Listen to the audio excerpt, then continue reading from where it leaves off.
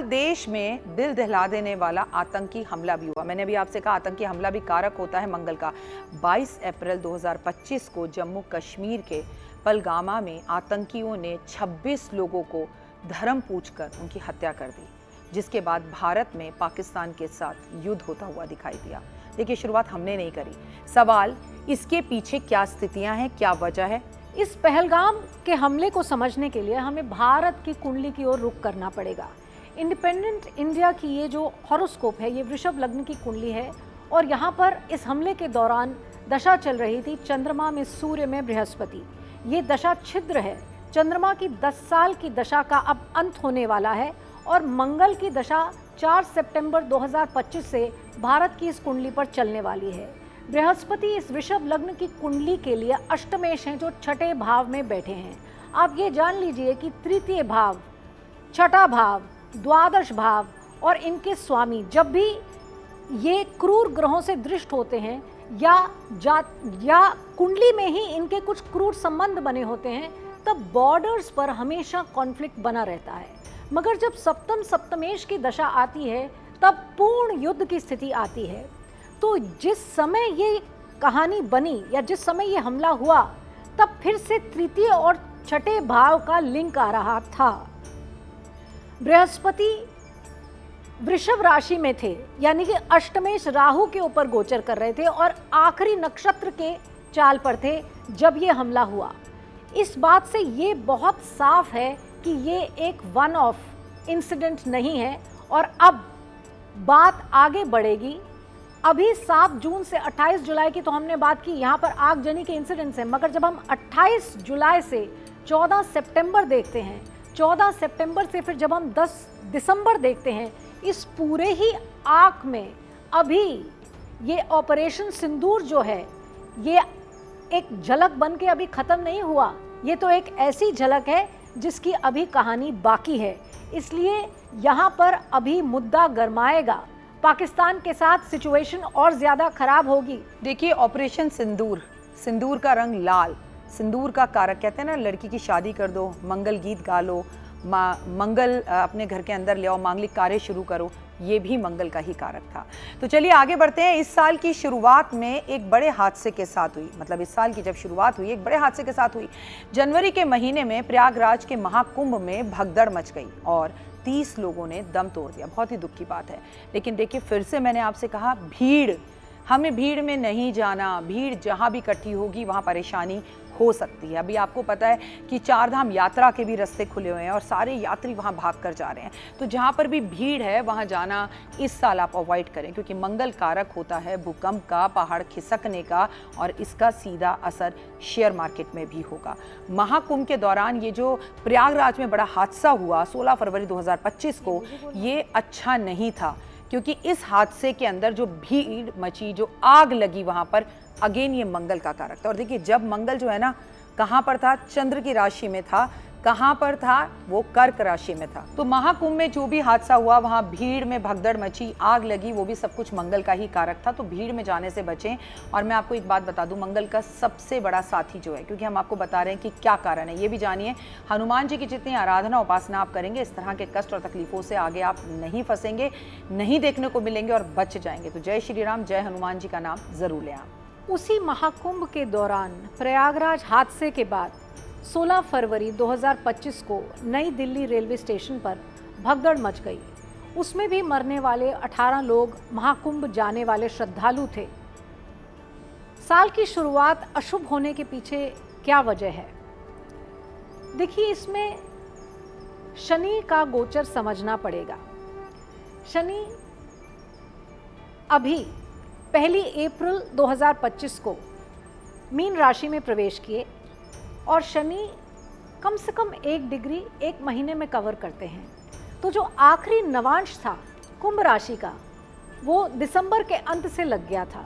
बल्कि मैं कहूँगी जनवरी, फरवरी, मार्च के ये जो 3 महीने हैं, इसमें शनि ने कुंभ राशि का जो आखिरी नवांश है वो कवर किया।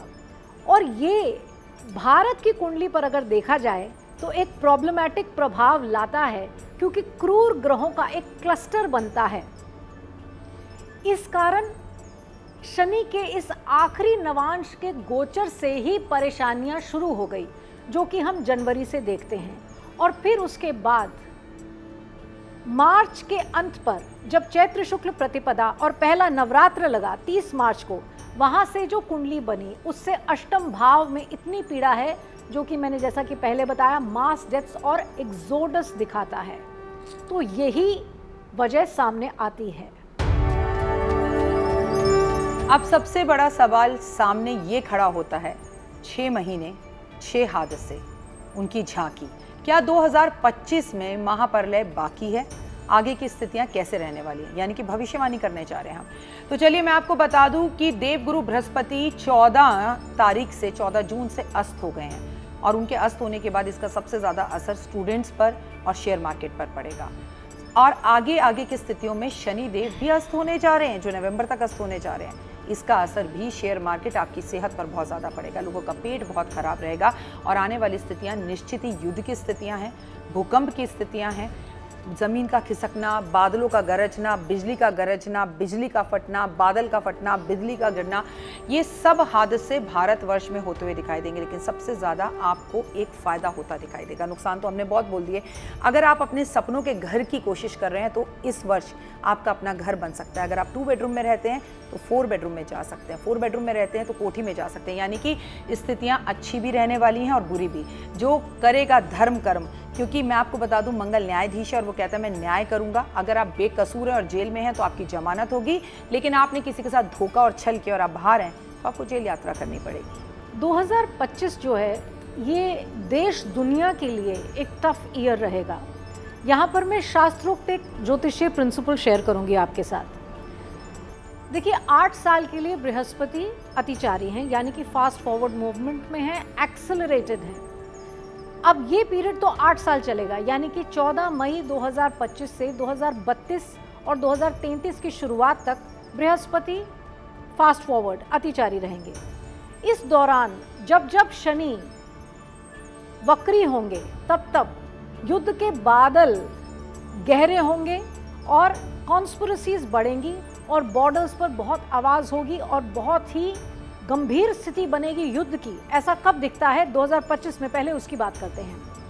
13 जुलाई 2025 से 28 नवंबर 2025 शनि इस दौर में वक्री होंगे मीन राशि में और बृहस्पति अतिचारी होंगे।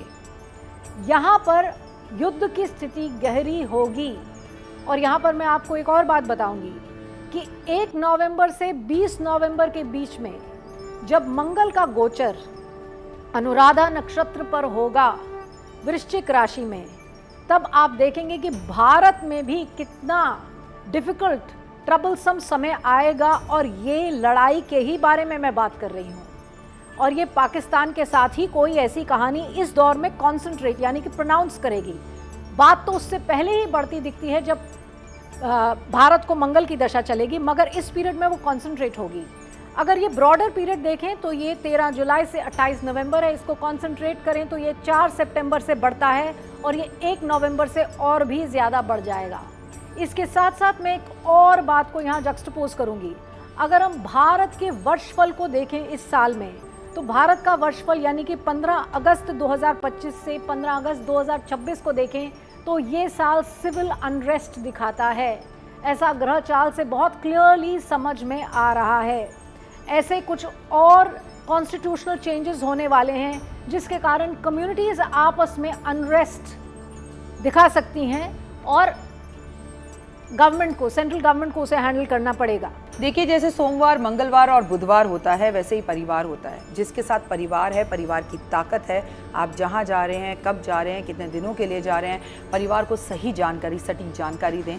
मैं तो कहूँगी पूरा परिवार मिलकर देश दुनिया की शांति के लिए मंगलवार का व्रत रखना शुरू करें। राम सिया राम का नाम ज़रूर लें। घर में थोड़ी देर फ़ोन छोड़कर ढोलक बजाएं और सारे लोग मिलकर राम जी के भजन गाएं।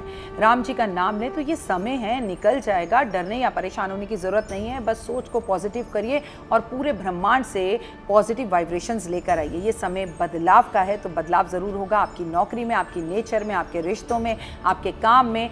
अच्छा भी और बुरा भी, लेकिन depend on your Karma. So just believe in Karma, खुश रहें, मस्त रहें, जिएं और जीने दें, लोगों को कॉम्प्लीमेंट दें। और इस प्लेन हादसे के बाद भी आपको ये समझना चाहिए कि ऊपर वाला कभी भी अपनी डोर खींच सकता है। जिनसे दुश्मनियाँ हैं उनसे ख़त्म कर कर जिससे मिले, दिल से मिले, मुस्कुराते हुए मिले। यहाँ पर एक बात को समझना पड़ेगा, जब इतनी परेशानी चलती है और हम जानते हैं कि भयावह स्थिति बनी हुई है, ग्रह गोचर इस प्रकार का है और ऐसी स्थिति कुछ साल तक दिखती है, तो क्या किया जाए। एक बात जानिए कि जब जब सामूहिक जप किया जाता है, मान लीजिए कि आप परिवार में 4 लोग हैं, आप कहते हैं कि हम साथ साथ हनुमान चालीसा करेंगे, तो सबको 28 का ही प्रभाव पड़ेगा, सभी को पढ़ी सबने साथ साथ, मगर सामूहिक जप से जो वाइब्रेशन क्रिएट होती है वो बहुत ही पावरफुल होती है। यहाँ तक कि आप ये समझें कि अगर एक राज्य के, एक शहर के, एक कॉलोनी के लोग अगर एकत्रित होकर इस समय एक कवच का जाप करने लगे और उसके साथ हनुमान चालीसा करें, वह कवच दुर्गा कवच भी हो सकता है, वह कवच नारायण कवच भी हो सकता है।